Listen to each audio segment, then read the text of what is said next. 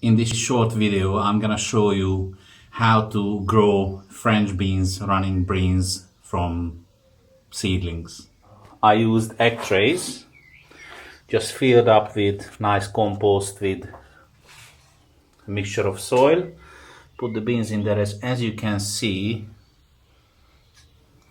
it's already popping out and pushing out. Another option to fill up a tray like this with loose compost and soil mixture, put the beans in there, keep it moist, and look how big they are.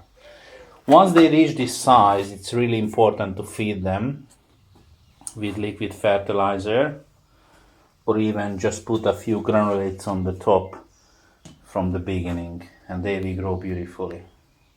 Once they develop that big, you need to put them out to a windshield area where they are protected from wind, but they get sunlight and straight rain for a couple of days. Then later on, around in a week time or a little bit more, you can just simply